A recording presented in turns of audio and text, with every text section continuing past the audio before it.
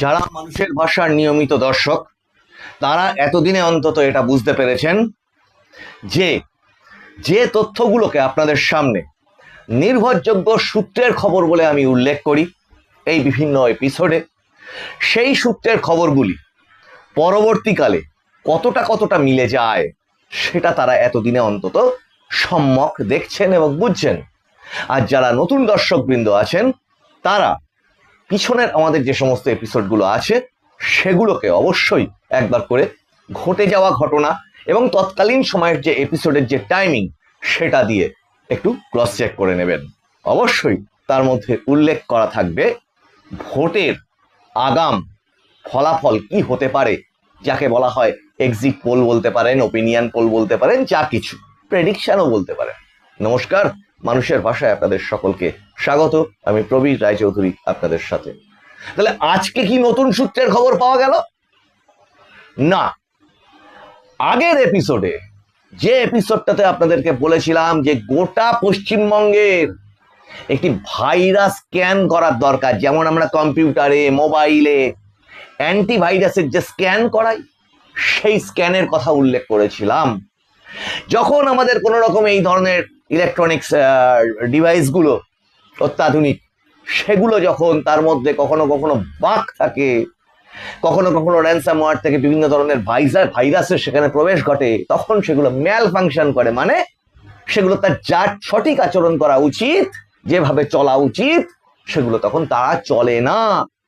তারা কখনো কখনো সেটা নোটিফিকেশন দেয় আমাদের এবং আমরা বুঝতে পারি, জানতে পারি যে ওতে হয়তো কোনো ভাইরাস অ্যাটাক হয়েছে।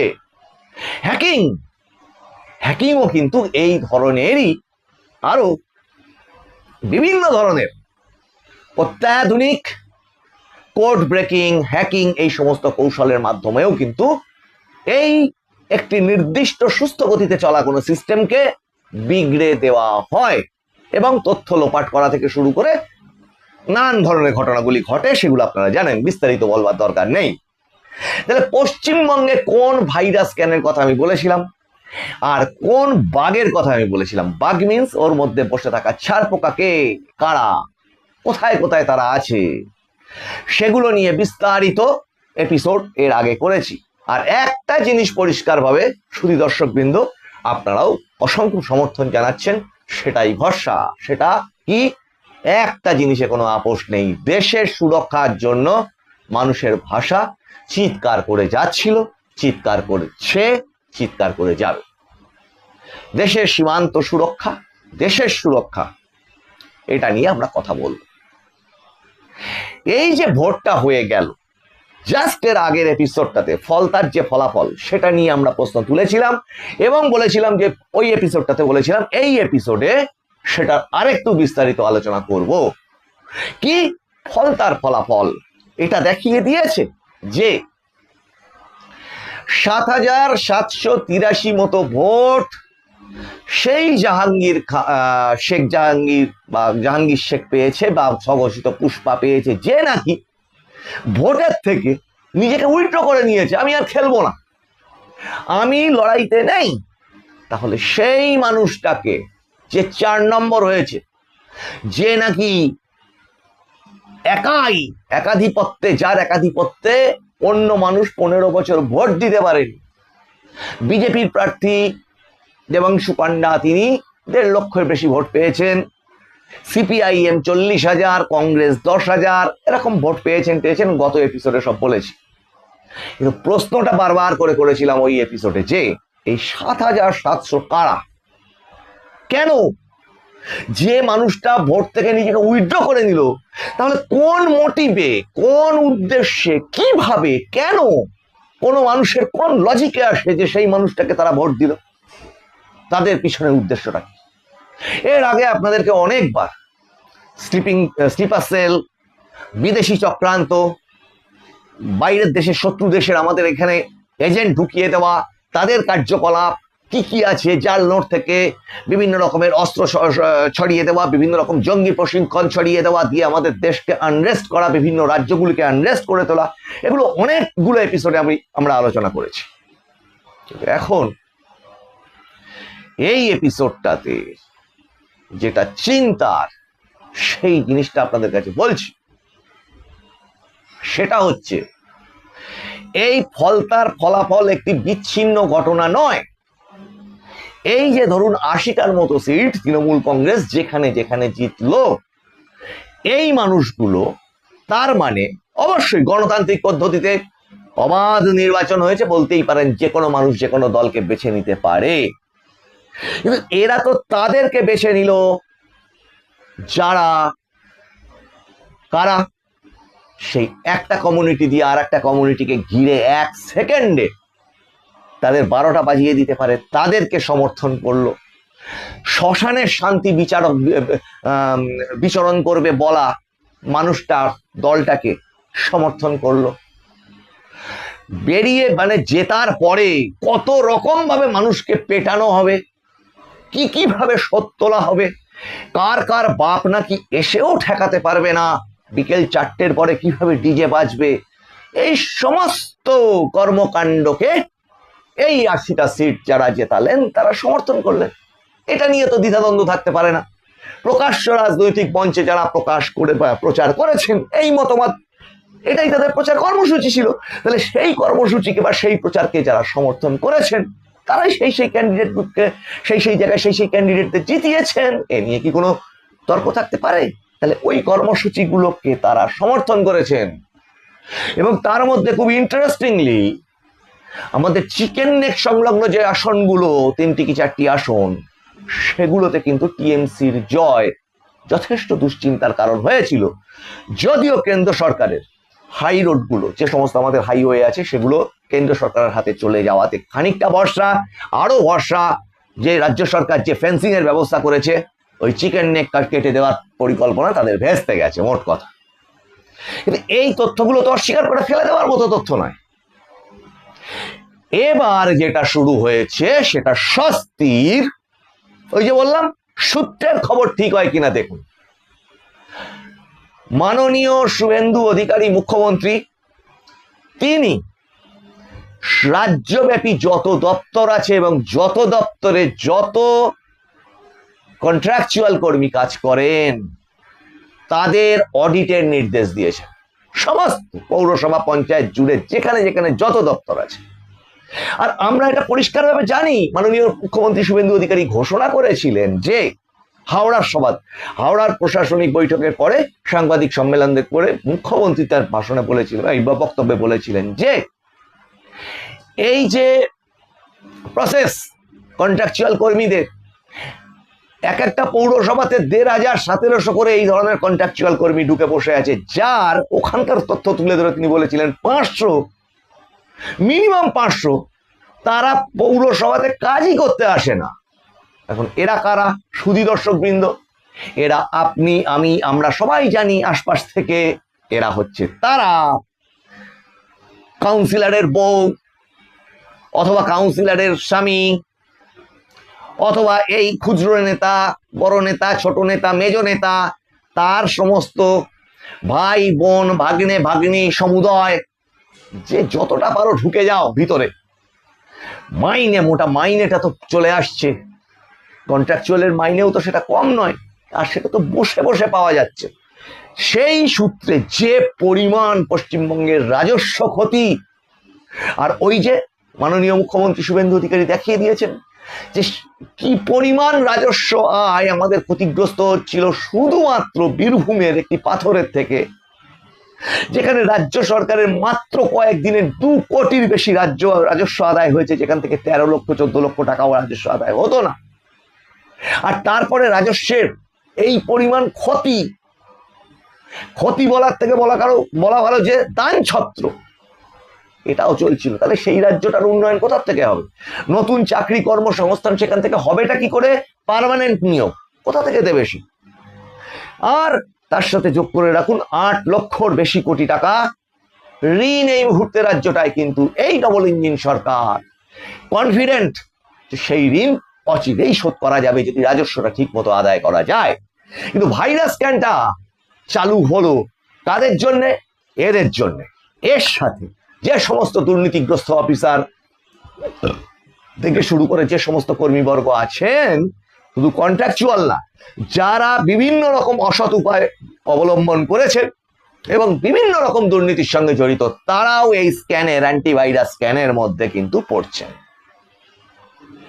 এর সাথে, এটা তো গেল দপ্তরে, এর সাথে যে স্ক্যানটা শুরু করলেন এবার, যেটা বহু প্রতীক্ষিত, সেটা কি? ওই দেশকে জঞ্জাল মুক্ত করতে হবে।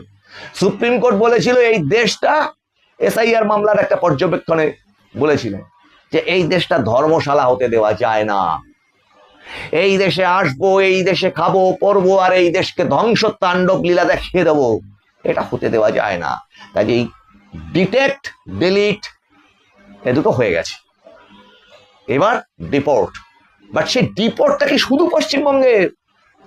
আমি কিন্তু আপনাদের বেশ কয়েকটা প্রতিবেদনে দেখিয়েছি যে ওদিকে আপনার খেয়াল করে দেখুন যে মুম্বাইতে, সেখানে বান্দ্রা গরিবনগর এলাকায়, সেখান থেকে যে পরিমাণ বিদেশিদের চিহ্নিত করে সরানো হচ্ছে, সেখানে যেভাবে পরিচ্ছন্নতার কাজ চলছে, সেইটা মানে বিভিন্ন রাজ্যে সেখান থেকে ছড়িয়ে পড়ছে সেই জনস্রোত, সেই বিদেশি জনস্রোত বিভিন্ন রাজ্যে ছড়িয়ে পড়ছে। এর সাথে যোগ দিন দিল্লি, অন্যান্য রাজ্যগুলো, আসাম, বিহার, যে সমস্ত রাজ্যে এই সমস্তগুলো হয়, আরো আছে, সেই স্ক্যানিংটা কিন্তু এবার সারা ভারতবর্ষব্যাপী সঠিকভাবে চালু হতে চলেছে এবং হচ্ছে। তাহলে ট্রেনে করে এখানে চলে আসলাম, আর পশ্চিমবঙ্গে আবার এসে বিভিন্ন ফুটপাতের ধারে, রেল স্টেশনের ধারে আত্মীয় সে যে গ্রামে গ্রামে ঢুকে গিয়ে আর কিন্তু রেহাই হবে না। এখন এই স্ক্যানিংটা কিভাবে হবে? অবশ্যই সরকারি গোপনীয় নীতি থাকবে সেখানে, আমরা জানলেও সেটা প্রকাশ করব না কিভাবে সেই প্রসেস হবে। বাট ডিটেনশন ক্যাম্প না হোক, হোল্ডিং ক্যাম্প, মানে ধরে জমা করো সেখানে। মাননীয় শুভেন্দু অধিকারী মুখ্যমন্ত্রী, তিনি কি বলেছেন? মুখ্যমন্ত্রী এটা বলেছেন, হাওড়া স্টেশন থেকে আর কোর্টে পাঠাতে হবে না। সে আইনটা বলবৎ করে দিলেন তিনি। হাওড়া স্টেশন থেকে সোজা বনগা অথবা বসিরহাট সীমান্তে নিয়ে সেখান থেকে বাংলাদেশে পাঠিয়ে দাও। আর এর মাঝখানে যে অংশটা থাকছে, নিয়ে এসো, ধরো আর ভরো, সেই ভরে কোথায় রাখবে? সেটা হচ্ছে প্রত্যেকটি জেলাতে এই ধরনের হোল্ডিং ক্যাম্পের অর্ডার পাস হয়ে গেল বা অর্ডার দিলেন সরকার। তাহলে এই যে স্ক্যানটা, এই স্ক্যানটা কি জরুরি ছিল না? শুধু দর্শকবৃন্দ, ডিপোর্ট প্রসেস বলা মাত্র 6 মাস পরে থাকলো তা নয়, কিন্তু যেদিন বলেছেন তার পরের দিন সেটা কার্যকর হচ্ছে। এটাই ডবল ইঞ্জিন সরকার, যেটা পশ্চিমবঙ্গের মানুষের কাছে একটু অবাক অবাক ঠেকছে। তাই এরকম হচ্ছে। কি করে হচ্ছে? তার কারণ পশ্চিমবঙ্গের মানুষ গত 50 বছরে দেখেনি যে কেন্দ্র আর রাজ্য একই সরকার চলছে। প্রত্যেকবারই এখানে এই রাজ্যে ওই কেন্দ্রের বিরোধী সরকার এখানে থাকতো, তাদের কাজই থাকতো যত দোষ কেন্দ্রের ঘাড়ে চাপিয়ে দাও, কেন্দ্রের বঞ্চনা, কেন্দ্র দিচ্ছে না, কেন্দ্র আমাদের অধিকার কেড়ে নিচ্ছে, কেন্দ্র আমাদের সমস্ত রকম দিক থেকে পর্যদস্ত করে দিচ্ছে। আর এবার কি?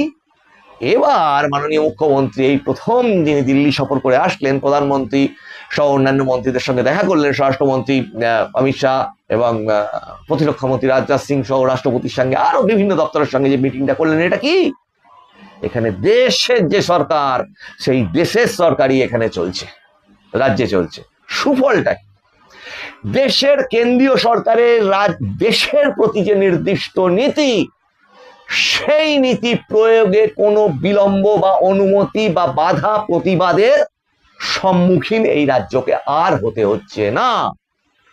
যারা মনে করছিলেন, এবার এইটা বলি সূত্রের খবর নতুন, যারা মনে করছিলেন আচ্ছা ঠিক আছে এখন পরিস্থিতি গরম, বিজেপি তো এলো, বিজেপির রাজ্য সভাপতি থেকে সমস্ত নেতা নেত্রীরা বলে দিলেন শান্ত থাকুন, কারোর যেন কোনো রকম ক্ষতি না হয়, আইন হাতে তুলে নেবেন না, বরং আইনের হাতে তুলে দিন জঞ্জালদের। তার ফলে যে সমস্ত এই লুটেরা, অপশাসন এবং অন্ধকার যুগের সমস্ত খলনায়করা যারা একটু পালিয়ে পুলিয়ে ছিলেন আর ভাবছিলেন, যেটা খুব কমন থিওরি, জল একটু ঠান্ডা হয়ে যাক আবার সেখানে গিয়ে বসবো, একটু ঠান্ডা হয়ে যাক পরিস্থিতিটা, সব একে ওকে ধরে টরে আবার ঠিক টাকা পয়সা ছড়িয়ে পুরনো নেটওয়ার্ক, এলাকা ভিত্তিক অবশ্যই, ওই নেটওয়ার্ক তো আর নেই, সে গেছে, ধ্বংস। আজকে ফলতায় তার পরিসমাপ্তি ঘটলো, অন্তর্জলি যাত্রা ঘটে গেল আজকে। ওই মডেল, সেই কি মডেল, ডায়মন্ড মডেল, শ্মশানের শান্তি করে দেওয়ার মডেল, আজকে গঙ্গার জলে, মা গঙ্গার জলে অন্তর্জলি যাত্রা ঘটে গেল। কাজে কমন যে ব্যাপার চিন্তাগুলো ছিল, ওই একটু ঠান্ডা পরিস্থিতি হয়ে যাক, এলাকায় গিয়ে আবার রাহাজানি তৈরি করব টাকার জোরে, আর ওই 20-25টা দলবল মিলে, জানা যাচ্ছে তারা গুটি গুটি পায় আবার ফিরে আসছে তাদের এলাকায়। অবশ্যই ফিরে এসো, কিন্তু ওই ফিরে আসলে অভিযোগগুলো কিন্তু পালিয়ে যাবে না, তারা বাড়িতে ফিরে আসতেই পারে। কেউ কেউ শোনা যাচ্ছে তার সাথে গোপনে, সরকারের দৃষ্টি আকর্ষণ করছি, মাননীয় সরকারের ক্যাবিনেটেরও দৃষ্টি আকর্ষণ করছি এই এপিসোডের মাধ্যমে, এমন এমন দুষ্কৃতী যারা মানুষের জীবনকে অসহনীয় করে তুলেছিল। মানুষ থানায় গিয়ে এফআইআর করবে কি, কোথার থেকে, থানা তো থানাই ছিল না। এই তো নতুন পুলিশ, মাননীয় মুখ্যমন্ত্রী বলেছেন না, পুলিশ এবার স্বাধীন হয়েছে, এবার তো তারা যে সেই এফআইআর করতে পারছে, কিন্তু তাদের ওপর দিয়েছে স্টিম রোলার চলে গেছে এতদিন যাবৎ, সেই স্টিম রোলার, সেই মুখ বন্ধ করে রাখা যে সরকার, কার ঘাড়ে কটা মাথা ছিল এদের এগেনস্টে গিয়ে এফআইআর করে। ফলত এরা বলার সুযোগ পেয়েছে, থানা আমার, কোর্ট আমার, উকিল আমার, এই অফিস আমার, ডিএম অফিস আমার, এসপি অফিস আমার, সব আমার, তুমি কি করবে, কিচ্ছু করতে পারবে। এবার সেইটা ভেবে নিয়ে আবার গুটি গুটি করে ফিরে আসছে। দেখা যাচ্ছে কারোর সঙ্গে নাকি এখনো নিরাপত্তারও কি কনস্টেবল ঘুরে বেড়াচ্ছে। সরকারের দৃষ্টি আকর্ষণ করছি, অবিলম্বে আপনাদের কাছে অনুরোধ, এই বিষয়গুলো আপনারা দেখুন, অবশ্যই দেখছেন। আর কারা দেখছে বলুন তো? মানুষ দেখছে, যে দেওয়ালে পিঠ থেকে যাওয়া মানুষ সব কিছু ভুলে গিয়ে এই পরিবর্তনটা সাধন করেছেন। তাহলে পরিবর্তনের সাথে সাথে এই যে প্রকল্পগুলো, সেগুলো চালু হচ্ছে, কেন্দ্রীয় প্রকল্পগুলো, আর তার সাথে সাথে কিন্তু প্রতিকারও চালু আছে। শুধু দর্শকবৃন্দ, এই যে সূত্রের খবর আপনাদেরকে দিলাম, এই সূত্রের যে কর্মকাণ্ড, তার তো এফেক্ট হবেই, দেখতেই পাচ্ছেন চতুর্দিকে, পটাপট, হয় পদত্যাগ, নয় পালিয়ে যাওয়া, নয় গ্রেপ্তার, এ তো চলছে, তো নতুন করে বলবার কিছু নেই। আগামী দিনে কিন্তু আমরা তাকিয়ে থাকবো এই ভাইরাস ক্যান, তার এফেক্টটা ঠিক কি হলো। শুধু দর্শকবৃন্দ, আপনাদেরকে জানাই, আপনাদের ভালো লাগলে একটু সাবস্ক্রাইব করুন, রাষ্ট্রীয় সংহতি গঠন করবার জন্য পাশে দাঁড়ান, আপনাদের মতামত লিখুন, একজোট হন দেশের স্বার্থে। আপনারা মতামত জানান, একটু শেয়ার করুন, যাতে আরো অনেক মানুষ আপনাদের মতামত পড়তে পারেন, দেখতে পারেন। আপনারা নোটিফিকেশন অন রাখবেন, যাতে এপিসোডের নোটিফিকেশনগুলো আপনাদের ফোনের মধ্যে কখন এপিসোড হচ্ছে সেটা জানাতে পারে।